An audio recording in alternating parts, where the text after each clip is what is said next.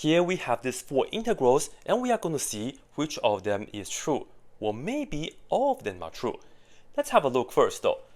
They all have a power 2 right here, and then right here we all have the 1/3 and then the third power, and of course they all have the plus c. So are they all true? Well, I don't know. You know the deal. Please pause the video and try it first before you watch the solution. Done? Okay, so this is just one of my old calculus exam questions. I like to ask this kind of questions a lot because it's conceptual, and one question is really like 4 questions. What's the answer for this? Of course, all of them besides, no, just D. Only D is true. Why? Aren't we just doing the reverse power rule for all of them though? No, we have to be careful.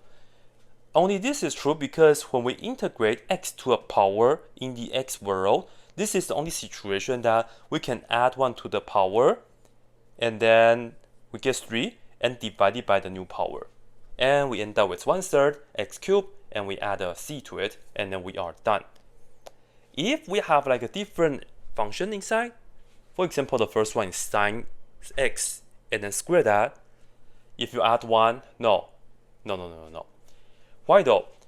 Because if you do this, the idea is that if you check it with differentiation, if you differentiate 1/3, this means we have sine x to the third power. Plus c doesn't matter, so that's why I didn't write it down. You bring the power to the front, minus 1. Hey, 3 times 1/3 is just gone. And we have sine x squared, right? So we should just get that. No, because when we do the derivative, we have to remember the chain rule. We look at inside of the parentheses, right? The derivative in the function. Derivative of sine x is cosine, so we will have to multiply by the extra cosine x. Did we have a cosine x here? No, we didn't. So this is not correct. That's why this is not the answer. Okay, that's that. So how are we going to do it though? I'm going to give you a hint. Right here, go ahead and use a trig identity. When we have sine squared x, that's not in the integration. That's not in the integral ready form. What do I mean by that? Make sure to check out my previous video on all the trig identities and also the integration forms. This right here, it's not in the what I call the. This right here is not in the what I call the integral ready forms.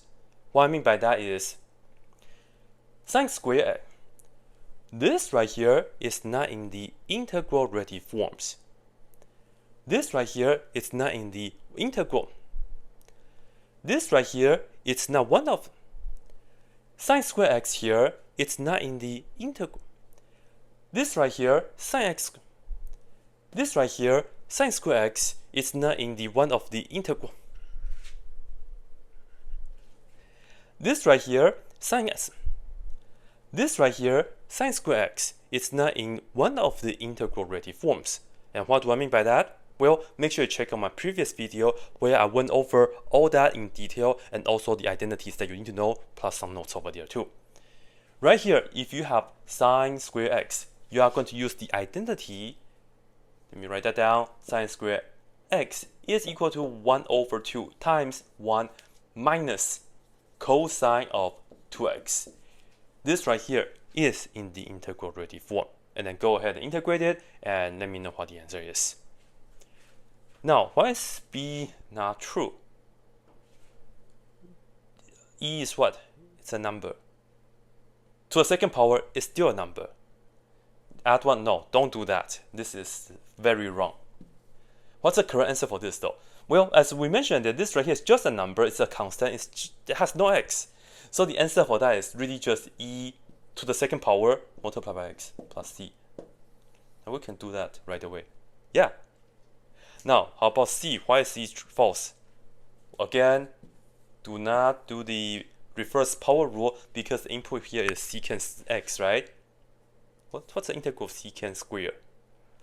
We will have to know the derivative of what function will give us this. And the answer for that is tangent. The derivative of tangent x gives us secant squared. So, this right here is the answer for that.